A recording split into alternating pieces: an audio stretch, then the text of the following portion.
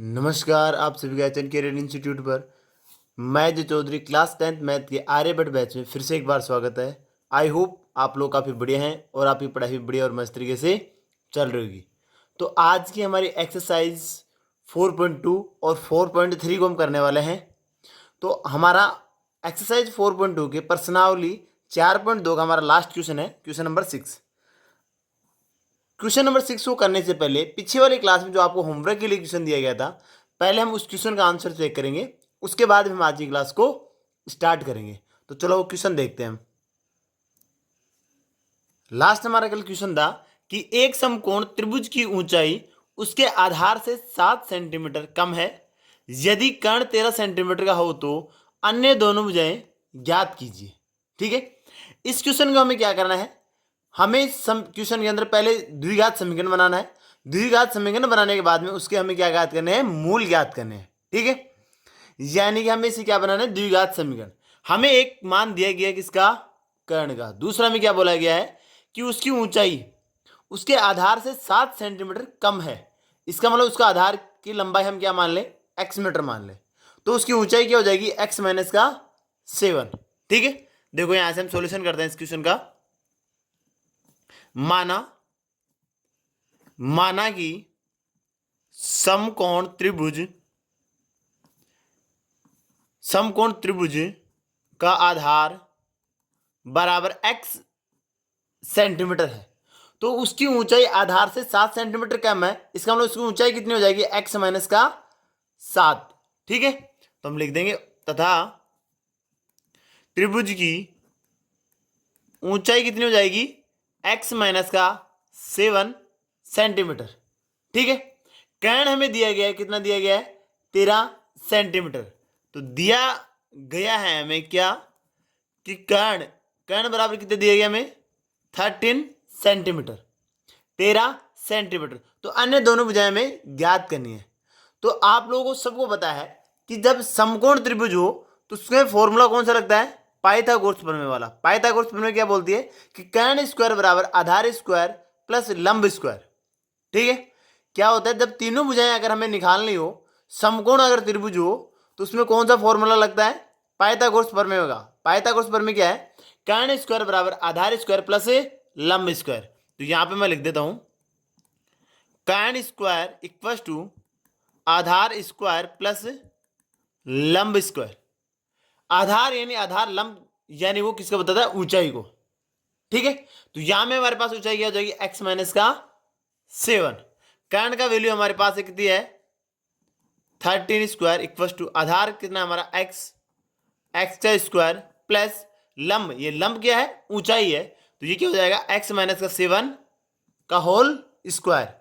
तो यहां से हमारे पास इसका फॉर्मूला लग जाएगा किसका, ए माइनस बी का होल स्क्वायर का फॉर्मूला। उस हिसाब से हम एक्स माइनस का 7 का होल स्क्वायर को हम खोल सकते हैं। तो क्या होता है, मैं यहाँ पे साइड में लिख देता हूँ, ए माइनस बी का होल स्क्वायर इक्वल टू होता है ए स्क्वायर माइनस का 2ab प्लस बी स्क्वायर।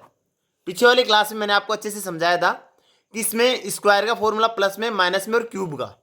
ठीक है, सारे आपको मैंने फॉर्मूले बता दिए गए थे। ठीक है, अब आपको डाउट नहीं होगा। अगर किसी ने पीछे वाली क्लासें नहीं देखी हैं तो आप लोग पीछे वाली क्लासें जरूर देखना।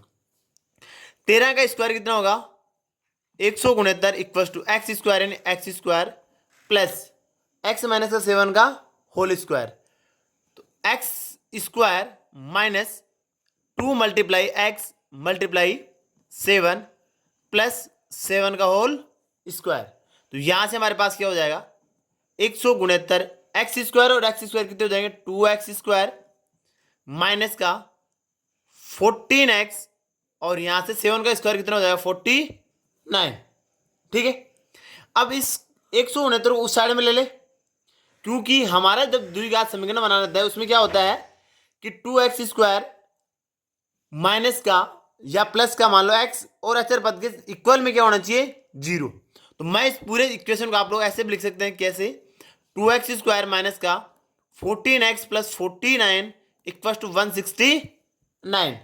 ठीक है, 169 को लेफ्ट साइड में लेके आएंगे तो हमारी वैल्यू क्या हो जाएगी, 2x स्क्वायर माइनस का 14x प्लस 49 माइनस का 169 इक्वल टू 0। ठीक है, यहां से देखो x is 2x² plus minus 14x, जब इसमें हम 49 सब्ट्रैक्ट कर दो कितना बच जाएगा। यहां से आप लोग आराम से कैलकुलेट कर सकते हो, वैसे इसमें डायरेक्ट भी आप बता सकते थे। एक वैल्यू प्लस की एक वैल्यू माइनस है तो ऑब्वियसली बात है क्या होगा, ये सब्ट्रैक्ट होगा यानी इसमें घटेगा। तो कितना आ जाएगा ये 120, कितना आ जाएगा ये 120। अब हमें क्या करना, देखो यहां पे 2x² है, यहां पे माइनस का 14 है, और यहां पे हमारे पास कितना है माइनस का 120। इसका मतलब इसमें सब में पूरे वैल्यू में 2 का डिवाइड हो रहा है नहीं हो रहा है, 2 का भाग जाएगा नहीं जाएगा। तो पूरे इस इक्वेशन में आप लोग 2 का भाग दे दो, किसका भाग दे दो 2 का। तो ये हमारे पास क्या हो जाएगा x² माइनस का 7x, और जब 120 120 के अंदर 2 से जब डिवाइड करेंगे तो हमारे पास कितना बच जाएगा -60 इक्वल टू क्या हो जाएगा 0। अब हमारे पास ये क्या होगी द्विघात समीकरण होगी। तो अब हमें इसे क्या करना है फैक्टर करने हैं किस हिसाब से, गुणनखंड विधि के द्वारा। ठीक है, तो गुणनखंड विधि क्या कहती है, मध्य पद का विभाजन करो कि उनको गुणा करने पे x² का गुणांक और अचर पद का गुणांक का जो मल्टीप्लाई हो रहा है वो आना चाहिए, और जोड़ने घटाने पे क्या आना चाहिए, जो मध्य पद है वो आना चाहिए। तो हमारे पास मध्य पद क्या है -7, x² के सामने कोई संख्या नहीं लिखी, इसका मतलब इसके सामने कितनी संख्या है 1, और जब मल्टीप्लाई करेंगे -60 से कितना जाएगा -60। ऐसे आपको दो वैल्यू लो कि जिससे जोड़ने घटाने पे तो -7 आए और गुणा करने पे कितना है -60 आए। 12 पंजे 60, 12 और 5 17 हो गया, क्लिक हो गया तुरंत। ठीक है, आप लोगों को जितनी बार आप क्वेश्चन को प्रैक्टिस करोगे तो आपके इजीली क्वेश्चन हो जाएंगे। ठीक है, यहां से देख चेक करना x², ये पद किसका है माइनस का, और मल्टीप्लाई भी करने पे क्या बन रहा है माइनस। इसमें मतलब बड़ी वैल्यू किसकी होनी चाहिए माइनस की। तो माइनस का मैं ले लेता हूं 12x और प्लस का 5x और माइनस का 6 इक्वल टू 0। इन दोनों पदों से हमारे पास क्या कॉमन आ रहा है x को माना जाएगा। तो हमारे पास यहां पे क्या बच जाएगा x माइनस का 12 है, और इन दोनों में से क्या कॉमन आएगा 5। तो 5 को जब हम कॉमन करेंगे तो यहां से बच जाएगा हमारे पास x माइनस का 6 इसको इक्वल टू 0। इन दोनों पदों में हमारे पास क्या कॉमन आएगा x माइनस का 12 है, यहां से x माइनस का 12 कॉमन लेंगे तब यहां पे कितना बच जाएगा x प्लस का 5 इक्वल टू 0। अब क्या है हमारे पास दोनों फैक्टर हैं, दोनों के गुणनखंड हमारे बराबर 0 है, इसका मतलब 1 के बराबर 0 लिख लो और सेकंड के बराबर हम क्या लिख रहे हैं 0 लिख लेंगे। लिखो यहां से x माइनस का 12 equal to 0, x plus 5 equal to 0। यहां से हमारे पास x की वैल्यू हो जाएगी प्लस का 20 प्लस का 12 है, और यहां से x की वैल्यू हो जाएगी माइनस का 5। दोनों ये इसके क्या है आंसर, क्या है इसके दोनों आंसर।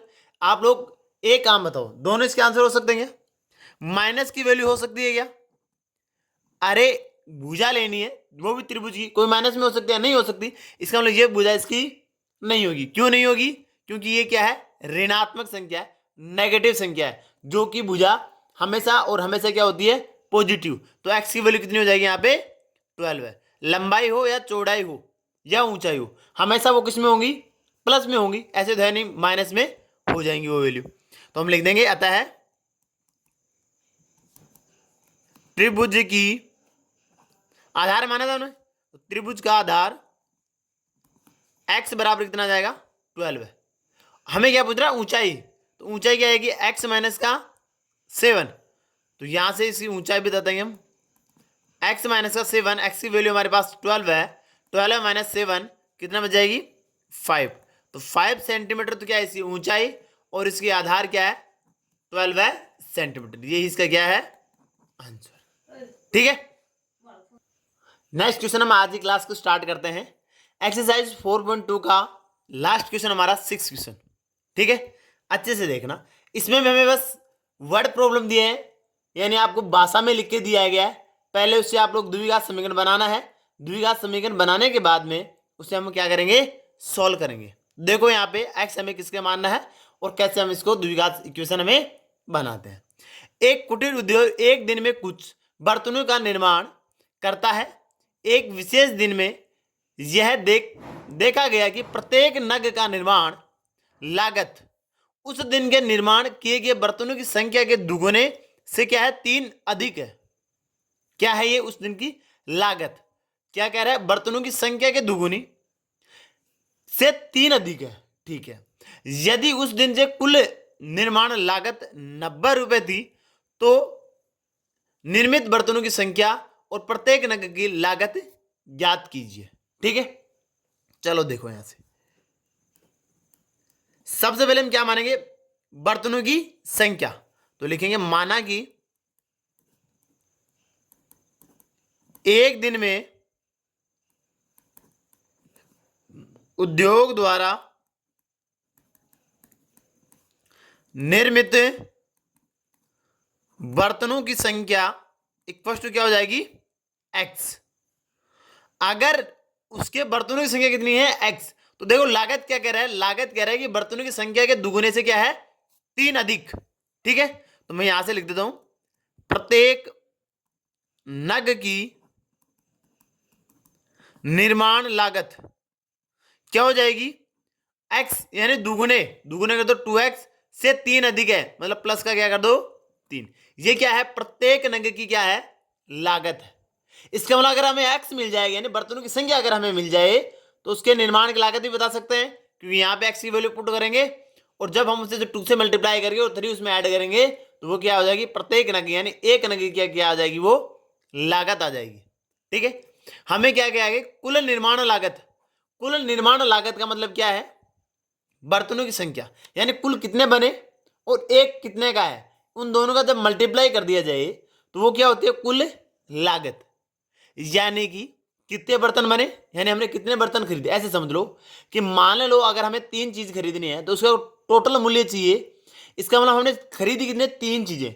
अगर एक चीज की रेट मिल जाए, उसको हम 3 से मल्टीप्लाई कर दें तो तीनों की वैल्यू यानी टोटल वैल्यू हमें मिल जाएगी। जैसे मान लो अगर आप बुक खरीदते हो, एक बुक नोटबुक आपके पास मान लो 10 रुपए की है, तो 3 जब खरीदोगे तो टोटल रुपए कितने हो गए? यानी एक नोटबुक के रेट है वो 10 है, टोटल हमने खरीदी कितनी है? 3 है। तो 3 को अगर 10 से मल्टीप्लाई कर दिया जाए तो वो कुल लागत आ जाएगी, यानी 30 उसी क्या हो जाएगी? कुल लागत आ जाएगी। सही है, तो वैसे ही क्वेश्चन है। देखो यहां से, यहां पे मैं लिखता हूं कुल लागत। कुल निर्माण लागत। कुल निर्माण लागत क्या होगी? एक्स मल्टीप्लाई 2x प्लस का 3, यानी हमने कितने नग बनाए हैं और एक का कितना रेट है, उन दोनों का मल्टीप्लाई कर देंगे तो वो क्या आ जाएगी? कुल लागत आ जाएगी। तो इनको जब मल्टीप्लाई करो अंदर सिंप्लीफाई करेंगे तो हमारे पास इक्वेशन बन जाएगी। जब इसको अंदर करेंगे तो 2x multiply x plus 3 multiply x कितना हो जाएगा? 2x square plus 3x। ये क्या है? कुल लागत। लेकिन हमें क्वेश्चन में क्या दिया है कि कुल लागत कितनी है? 90। इसका मतलब 2x square plus 3x equal to क्या है? 90। ठीक है, तो हम यहां से लिख देंगे प्रश्नानुसार 2x square plus 3x equal to 90। तो यहां से हमारे पास 2x square plus 3x minus का 90 इक्वल टू क्या हो जाएगा? 0। ये हमारे क्या होगा? एक द्विघात समीकरण होगी। तो वैसे हम जैसे पिछले क्वेश्चन में सिंप्लीफाई किया था, आप लोगों को सबको पता चल गया कि कैसे से क्या विभाजन किया जाता है। इस मध्य पद का हमें क्या करना है? विभाजन करना है। यहां से वैल्यू कट नहीं रही कि 2 का भाग इसमें जाता है लेकिन इसमें नहीं जाता, ऐसे 3 का भाग इसमें नहीं जाता इसमें जाता है। इसका मतलब और इसे सिंप्लीफाई यानी और इसे छोटा मान नहीं होगा। पीछे वाले क्वेश्चन में तो हमने कर लिया था क्योंकि सभी पद में 2 का भाग जा रहा था, इसलिए हमने पूरे इक्वेशन को 2 से डिवाइड कर दिया था। यहां पे देखो इन दोनों का मल्टीप्लाई कितना हो जाएगा? 180, वो भी नेगेटिव होगा क्योंकि ये नेगेटिव एरिया क्या है? प्लस, और यहाँ पे क्या है? प्लस का 3। यानी आपको ऐसे 2 टुकड़े करने हैं 3 के कि गुणा करने पे 180 हो जाए, वो भी इसमें नेगेटिव है। ठीक है, इसका मतलब 9 दूनी 18, 9 दूनी 18, तो ये हो जाएगा 90 या 20 ले लें, नहीं हो पाएगा 20, ये तो ठीक है। दूसरा और चेक करो, जैसे मान लो 14 और 14 कितना होता है? 196, 13 13 169, मतलब बीच में आएगा। तो एक को ले लो हमें 13, यानी 14 से एक ज्यादा ले लो 15, गैप कितना करना चाहिए? 3 का, इसका मतलब 12। मल्टीप्लाई करो 12 पंजे 60, 6 12 कम 12 180, इसका मतलब कितना आ जाएगा? 12 और 16। ये आपको चेक कर लेना है। आप लोग जितने क्वेश्चन ज्यादा टाइम्स करोगे तो आपके क्या हो जाएंगे, डायरेक्ट याद हो जाएंगे, इसके कितने इसके फैक्टर होंगे। ठीक है, फैक्टर हमें ऐसा करना है कि इन दोनों का मल्टीप्लाई यानी 180 का आपको ऐसे दो फैक्टर करने हैं कि जोड़ने के डालने भी ये वाली वैल्यू बन जाए, तो आपको ज्यादा आसान रहेगा क्वेश्चन करने में। तो हम यहां से लिख देंगे 2x², ये प्लस का चाहिए और ये माइनस का चाहिए, इसका मतलब बड़ी वैल्यू प्लस की होगी, तो बड़ी वैल्यू लेते हैं 15x और माइनस का 12x और माइनस का 90 = 0। अब इन दोनों अगर माइनस करेंगे तो 3 आ जाएगा, इन दोनों को मल्टीप्लाई करें तो 180 आ जाएगा। सही है, यहां से दोनों में क्या कॉमन आएगा, x, तो यहां पे क्या बजाएगा 2x प्लस का 15। ठीक है, यहां से चेक करो,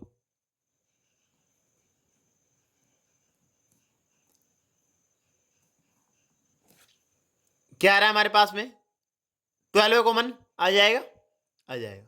यहां पे 12 कैसे आएगा, नहीं आएगा, 6 से आएगा। कितना आएगा 6, तो कितना बजाएगा 2x प्लस 15, कितना बजाएगा 15। वो भी किसका, देखो माइनस का कॉमन ले रहे हैं तो ये माइनस का बचेगा, दोनों पद किसके हैं माइनस के, तो ये क्या हो जाएंगे प्लस के। इससे आपको देखना नहीं है क्यों हमने बार माइनस कॉमन ले लिया है। तो यहां से चेक करो इन दोनों से क्या कॉमन आ रहा है, 2x प्लस का 15 और x माइनस का 6। ठीक है, देखो यहां से इक्वल टू क्या है 0, तो यहां से इसके 2x प्लस का 15 इक्वल टू 0, x माइनस का 6 इक्वल टू 0। यहां से हमारे पास में x की वैल्यू क्या आ जाएगी, 2x इक्वल टू माइनस का 15, x इक्वल टू माइनस का 15/2। यहां से x इक्वल टू कितना आ जाएगा प्लस का 6। अब देखो ये वैल्यू किसकी है माइनस की और ये वैल्यू किसकी है प्लस की। मेरे को एक बात बताओ, हमें ये x की वैल्यू किसकी माना है अपने x बर्तनों की संख्या को, इसका मतलब बर्तनों की संख्या माइनस हो सकती है या नहीं हो सकती है ना, इसका मतलब ये मान नहीं होगा। ठीक है, आप लोग लिख देना बर्तनों की संख्या ऋणात्मक नहीं हो सकती। ठीक है, इसका मतलब x की वैल्यू कितनी हो जाएगी 6, अतः है बर्तनों की संख्या कितनी हो जाएगी 6। ठीक है, बर्तनों की संख्या अगर 6 है, हमें पूछा था लागत भी बतानी है, तो लागत हमारी क्या है प्रत्येक नग की, यहां पे लिख भी देना आप लोग, प्रत्येक नग की लागत क्या है 2x प्लस का 3, यानी 2 × 6 प्लस का 3 कितना हो जाएगा 12 प्लस 6 इक्वल टू क्या हो जाएगा 15 रुपए पर नग की क्या है रेट है। एक नग की रेट कितनी है 15 रुपए, कुल संख्या कितनी है 6, यही इसका क्या हो गया आंसर। ठीक है, चलो नेक्स्ट क्वेश्चन देखते हैं। नेक्स्ट हमारी एक्सरसाइज 4.3 है, क्योंकि 2 हमारी क्या हो गई है कंप्लीट हो गई है, हमने 1 भी कंप्लीट कर लिए, 2 भी हमारी क्या हुआ है चल रही है। अब हम 3 को स्टार्ट करेंगे, 2 और 1 हमारी क्या हो गई है कंप्लीट। ठीक है, देखो इसका फर्स्ट क्वेश्चन क्या कह रहा है, फर्स्ट क्वेश्चन यह कह रहा है कि निम्न द्विघात समीकरणों के मूलों की प्रकृति ज्ञात कीजिए, यदि मूलों का अस्तित्व है तो उन्हें ज्ञात भी कीजिए। यानी अगर मूल एग्जिस्ट करें, अस्तित्व है मूल का, तो आपको मूल भी ज्ञात करना है, पहले उनसे पहले क्या करना मूल की प्रकृति ज्ञात हमें करनी है। हमने 4.1 एक्सरसाइज में हमने क्या सीखा था, द्विघात समीकरण है या नहीं है, या द्विघात समीकरण हमने बनाना सीखा था। एक्सरसाइज 4.2 में हमने क्या सीखा कि द्विघात समीकरण हमें ऑलरेडी गिवन है, उसे हम उसके मूल कैसे निकालें, यानी उसका हल हमने कैसे निकालें। और एक्सरसाइज 4.3 में हम क्या सीखने वाले हैं कि इन समीकरण का मूलों की प्रकृति है या नहीं, यानी प्रकृति क्या है। अगर मूल अस्तित्व में है तो मूल ज्ञात करेंगे। ठीक है, वो कैसे करेंगे, जब हमारी पहली क्लास हुई थी प्रश्नावली 4 की द्विघात समीकरण की, तो उसमें मैंने आपको अच्छे से समझाया था कि हम किसी भी द्विघात समीकरण के मूल की प्रकृति कैसे ज्ञात करते हैं। श्रीधराचार्य का हमने फॉर्मूला बताया कि मूल ज्ञात करना भी आपको बताया था। तो जिस श्रीधराचार्य फॉर्मूले के अंदर अगर आपको पता है कि श्रीधराचार्य फॉर्मूला क्या है, तो आपको मूल की प्रकृति में आपको डाउट नहीं होगा। ठीक है, श्रीधराचार्य फॉर्मूला क्या होता है, देखो मैं यहां पे एक बार बता देता हूं आपको। x इक्वल टू एक्स यानी मूल की प्रकृति ज्ञात करने के लिए माइनस का B plus minus under root B square minus का 4ac बाई 2a। ये क्या है? श्रीधराचार्य फॉर्मूला है जिससे किसी भी द्विघात समीकरण का मूल्य ज्ञात कर सकते हैं। ए बी और सी क्या है? उस इक्वेशन में ए बी सी हमें अच्छे से पता है कि द्विघात समीकरण ए की वैल्यू क्या होती है? ए होती है एक्स स्क्वायर का गुणांक, बी क्या होता है? एक्स का गुणांक, और सी क्या होता है? अचर पद। जैसे हम बताएंगे मानक रूप क्या होता है किसका? द्विघात समीकरण का। तो होता है a x square plus b x plus c equal to क्या होता है? 0। ए बताता है एक्स स्क्वायर गुणांक को, बी बताता है एक्स के गुणांक, और सी क्या बताता है? अचर पद को। जैसे हमें एक क्वेश्चन दिया गया है, यहां पे ए का मान कितना है? 2 है, बी का मान माइनस का 3 है, और सी का मान कितना है? प्लस का 5 है। तो ये ए बी सी का मान मिल गया। यहां पे ए बी सी का मान रख के इसको जब कैलकुलेट करेंगे तो हमें मूल मिल जाएंगे, नहीं उसके हल मिल जाएंगे। जैसे हम पीछे वाले क्वेश्चन में तो कर रहे थे गुणनखंड विधि के द्वारा, इसमें हम करेंगे किसे? श्रीधराचार्य फॉर्मूले के द्वारा। तो जब मूलों की प्रकृति की बात आती है तो वो प्रकृति कैसे निकाली जाती है? जो ये अंडर रूट में होती है ना, कौन सी? बी स्क्वायर माइनस का 4ac। इसका मान आपको चेक करना है कि वो 0 के बराबर है, या 0 से छोटा है, या 0 से बड़ा है। अगर ये वैल्यू 0 से छोटी है, अगर ये वैल्यू 0 से छोटी है तो उसके वास्तविक हल नहीं होंगे। मैं यहां पे फिर से एक बार बता देता हूं आपको, उसके मूल वास्तविक संख्या नहीं होंगे, उसके मूल्य वास्तविक संख्या नहीं होंगे। जब बी स्क्वायर माइनस का 4ac इक्वल टू 0 आ जाए, यानी कि बी स्क्वायर माइनस का 4ac का मान 0 आ जाए, तो मूल वास्तविक होंगे, यहां पे भी लिख लेना, यानी वास्तविक नहीं होंगे। यहां पे वास्तविक होंगे और बराबर भी होंगे। क्या होंगे? बराबर भी होंगे। ठीक है। कब? जब बी स्क्वायर माइनस का 4ac यानी अंडर रूट का वैल्यू 0 के बराबर आ जाए तो वास्तविक होंगे और क्या होंगे? बराबर होंगे। लेकिन जब बी स्क्वायर माइनस का 4ac का मान ग्रेटर ऑफ 0 हो जाए, 0 से बड़ा हो जाए, तो वास्तविक मूल तो होंगे, लेकिन वो क्या होंगे? अलग अलग होंगे। वास्तविक मूल होंगे और वो क्या होंगे? अलग अलग होंगे। ठीक है। द्विघात समीकरण है, इसका मतलब इसके मूल कितने होंगे? 2 होंगे। ठीक है। सब में 2 होंगे। जब 0 से छोटा होगा तो मूल होंगे नहीं, जब 0 के बराबर हो तो वास्तविक होंगे और बराबर होंगे दोनों, यानी ए की वैल्यू आएगी। जब 0 से बड़ा हो तो वास्तविक संख्या होंगी और अलग अलग होंगे। ठीक है। चलो इसी क्वेश्चन को देखते हैं। पहले मूल्यों की प्रकृति बतानी है। अगर मूल्यों के मान नहीं होंगे तो आगे सोल्व नहीं करना है, अगर मूल्य के मान होंगे तो उसे आगे में आगे बताना है। अस्तित्व का मतलब यही कहना चाह रहा है। ठीक है। चलो इस क्वेश्चन को देखो अच्छे से। ये हमारे पास क्वेश्चन है कि 2x स्क्वायर माइनस का 3x प्लस का 5 बराबर 0। सॉल्यूशन देखो यहां से, 2x स्क्वायर माइनस का 3x प्लस 5 इक्वल टू 0। अगर किसी ने अभी तक नहीं उतारा तो आप लोग यहां से भी उनको उतार सकते हो। ये 3 टॉपिक है। ठीक है, प्रकृति के लिए। और ये क्या है? श्रीधराचार्य का फॉर्मूला है। ठीक है, याद रखना है श्रीधराचार्य का फॉर्मूला क्या होता है? x बराबर माइनस का b plus minus under root B square minus का 4ac बाई 2a। और जब मूल की प्रकृति याद करें तो हमें सिर्फ अंडर रूट वाली वैल्यू यानी बी स्क्वायर माइनस का 4ac की वैल्यू चेक हमें करनी है। तो यहां से पहले ए बी सी का मान लेंगे। तो ए बी सी का मान कहां से लेते हैं? मानक रूप से। हम बोलेंगे तुलना a x square plus b x plus c बराबर 0 से करने पर यह क्या होता है? मानक रूप होता है। किसका? द्विघात समीकरण का। हमने काफी बार लिख लिया है तो ये ऑलमोस्ट हमें याद हो गया है। तो यहां से जब तुलना करेंगे तो ए की वैल्यू क्या आ जाएगी? 2, बी की वैल्यू क्या आ जाएगी? माइनस का 3, क्योंकि यहां पे क्या है? प्लस, यहां पे माइनस बताया हुआ है, इसका मतलब बी की वैल्यू माइनस का 3, सी की वैल्यू कितनी है? प्लस का 5। ठीक है, यहां पे रखो। हमें क्या दिया हुआ है?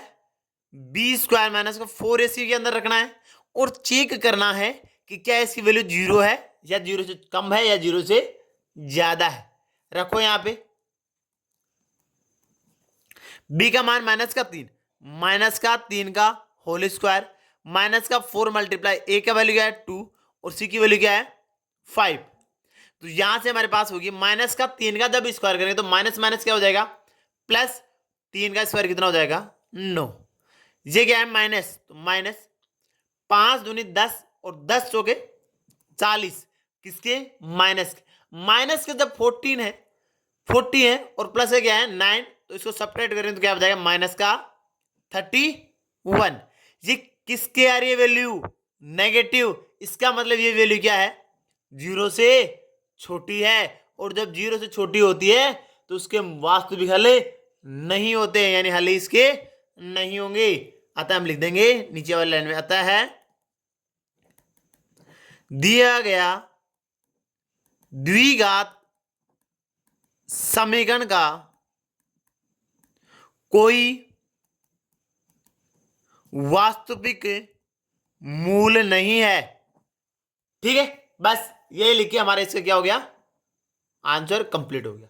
अगर मूल होते वास्तविक संख्या में तो हम उसे आगे सॉल्व आउट करते। ठीक है, चलो नेक्स्ट क्वेश्चन में देखते हैं। सेम ऐसा ही करना है हर क्वेश्चन के अंदर। देखो हमें दिया हुआ है 3x स्क्वायर माइनस का 4√3x प्लस का 4 इक्वल टू 0। यहां से तुलना करेंगे कि सर हम जब तुलना करेंगे तो एबीसी का मान हमें मिल जाएगा आराम से, कोई इश्यू है नहीं। क्या होगा, ax square plus bx plus c बराबर 0 से करने पर तो a की वैल्यू कितनी आ जाएगी 3, b की वैल्यू आ जाएगी माइनस का 4√3 और c की वैल्यू क्या आ जाएगी 4। सही है, ठीक है। जब हमें क्या निकालना है प्रकृति, तो यहां पे आप लोग लिख भी देना कि मूल की प्रकृति के लिए क्या चेक करते हैं, बी स्क्वायर माइनस का 4ac। बी की वैल्यू क्या है हमारे पास में, माइनस का 4√3 का होल स्क्वायर माइनस का 4 मल्टीप्लाई ए की वैल्यू 3, सी की वैल्यू 4। ठीक है, यहां से देखो जब हम रूट और उसका स्क्वायर करें, यानी इसको क्या होगा, ये ऐसे हो जाएगा माइनस का 4√3 मल्टीप्लाई माइनस का 4√3। मैं एक बार आपको इसको पूरा करके दिखा देता हूं, पर आप लोग इसको डायरेक्ट कर सकते हो। ठीक है, यहां पे इनको मल्टीप्लाई करो तो कितना हो जाएगा, ये 12 और 12 बंदे 60, तो किसका हो जाएगा 4 × 12, 12 चौके 12, चलो लिख दो, ऐसे लिख दो, रहने दो इसको, 12 चौके 48। आप लोग इसको ऐसे रहने दो। यहां पे तो एक एक स्टेप करते, डायरेक्ट हम नहीं लिखते इसको। ठीक है, देखो यहां से जो संख्या है उसको एक साथ ले लो, माइनस का 4 मल्टीप्लाई माइनस का 4√3 मल्टीप्लाई √3। आप लोगों को मैं एक बार करके दिखा रहा हूं, लेकिन आप लोग इसको डायरेक्ट लिखना। ठीक है, तो ये कितना हो जाएगा 12 चौके 48। ठीक है, यहां पे देखो जब माइनस माइनस को मल्टीप्लाई करें तो प्लस का हो जाएगा, प्लस का 16 मल्टीप्लाई, जब रूट है 3 को √3 से मल्टीप्लाई करें तो क्या हो जाएगा 3, क्योंकि रूट की पावर कितनी है 1/2 गुणा √3 की पावर 1/2। जब बेस सेम होता है तो गाते हैं, यानी पावर क्या होती है जुड़ती हैं। तो 3 की पावर क्या होती है 1/2 प्लस 1/2, आधा आधा कितना हो जाए 1, 3 की पावर 1 का मतलब कितना होता है 3। इसका मतलब आप लोग डायरेक्ट याद रख लेना कि जब दो वैल्यू के रूट में अगर मल्टीप्लाई है तो रूट हट जाएगा, वो वैल्यू आ जाएगी। माइनस का 48, 16 3 जा 48 माइनस का 48, 48 में 48 माइनस करें तो क्या बचाएगा 0। इसका मतलब ये क्या है, 0 के इक्वल है, और जब 0 के इक्वल है इसका मतलब वास्तविक हल होंगे और दोनों हल क्या होंगे बराबर होंगे। आप लोगों को इस पूरी स्टेप को आप लोग डायरेक्ट वैसे लिख सकते थे। ठीक है, जो आप लोगों को परीक्षा में ऐसे हर स्टेप को ऐसे नहीं लिखना, आपको डायरेक्ट लिखना है। 4 का स्क्वायर 16 और √3 का स्क्वायर 3, 16 3 48, और यहां से 4 3 12 और 12 चौके 48, 48 में 48 माइनस किया तो 0 आ गया। ठीक है, आप लोग इसको डायरेक्ट ऐसे लिख देंगे, अतः है लिख देंगे, अतः है दिए गए समीकरण के मूल वास्तविक और क्या होंगे बराबर हैं। ठीक है, अब इसके हम मूल याद करते हैं। देखो यहां से तो मूल हम कैसे याद करेंगे, श्रीधराचार्य फॉर्मूले के द्वारा। तो श्रीधराचार्य फॉर्मूला क्या कहता है, x इक्वल टू माइनस का B plus minus under root B square minus का 4ac बाई 2a। बी की वैल्यू कितनी है यहाँ पे रखो, माइनस का बी की वैल्यू माइनस का 4√3। अब ये माइनस अलग है, ये रूट वाला माइनस अलग है, आप लोग इसको डायरेक्ट एक मत रख देना। अगर बी की वैल्यू प्लस है तो प्लस लिखेंगे, बी की वैल्यू माइनस है तो माइनस लिखेंगे। ये बाहर फॉर्मूले में है तो ये बाहर ही माइनस का फॉर्मूले के अंदर रहने वाला है, ठीक है। प्लस माइनस इसकी वैल्यू हमें पता है, हमने ऑलरेडी पहले गिवन कर लिए, तो आप लोग इसकी वैल्यू डायरेक्ट लिख सकते हो, कितनी आ रही है 0। तो आप लोग इसकी वैल्यू डायरेक्ट आप लोग लिख सकते हो, कितनी आ जाएगी √0 बटे 2 मल्टीप्लाई ए की वैल्यू कितनी है 3। यहां से देखना जब इन दोनों को मल्टीप्लाई करें तो क्या हो जाएगा minus minus plus 4/√3 plus minus √0 का मान मतलब 0 बटे 6। यहां से देखो इसको जोड़ेंगे, 0 को घटाओ या जोड़ो वही वैल्यू रहने वाली है, तो कितना रह जाएगा 4/√3/6। ये 2 से कैंसिल आउट हो रहा है तो 2 2 जा 4 2 3 जा 6, तो कितना हो जाएगा 2√3/3। ठीक है, यहां से आप लोग ये क्या मिल गया आपको x की वैल्यू, क्या मिल गई आपको ये x की वैल्यू। तो यहां पे देखो और आपके पास प्लस माइनस में या कोई दूसरी वैल्यू नहीं मिली है ना, इसका मतलब क्या है कि यही इसका क्या है दोनों हल है। आप लोग इस √3 से इस वाले नीचे वाले को 3 को आप कैंसिल आउट कर सकते हो। कैसे करना है जब सिंप्लीफाई हो रहा है तो, कि हम √3 को देखो यहाँ पे मैं एक बार आप फिर से आपको सिंप्लीफाई करके दिखा देता हूं, एग्जाम में आप लोग डायरेक्ट कर देना कि आप लोग 3 को ऐसे लिख सकते हो √3 बटा √3, √3 गुणा √3, तो एक √3 से एक √3 कैंसिल आउट होगा, इन दोनों को मल्टीप्लाई करें तो 3 ही आएगा, सही है। तो यहां से कितना हो जाएगा 3/√2/√3, ये इसका क्या है मूल है, और दोनों क्या होंगे बराबर, अतः लिख देंगे अतः दिया गया द्विघात समीकरण के मूल 2/√3 और दिख नहीं रहा क्या, अच्छा, और 2/√3 है, ये इसका क्या हो जाएगा आंसर। ठीक है, चलो नेक्स्ट क्वेश्चन को देखते हैं। नेक्स्ट क्वेश्चन हमारे पास है 2x² माइनस का 6x प्लस का 3 = 0। ये क्वेश्चन आपके लिए होमवर्क के लिए क्वेश्चन दिया जाता है। इस क्वेश्चन को आप लोग निकाल के कमेंट सेक्शन में जरूर बताना कि इसके मूल है वो वास्तविक है या नहीं है, और है तो वो मूल क्या है, यानी मूल की प्रकृति आपको बतानी। अगर मूल की प्रकृति है तो आपको मूल भी याद करने हैं। ठीक है, अगर आपको क्लास अच्छी लगी हो, पसंद आए तो प्लीज लाइक और शेयर करना ना भूले। Thank you.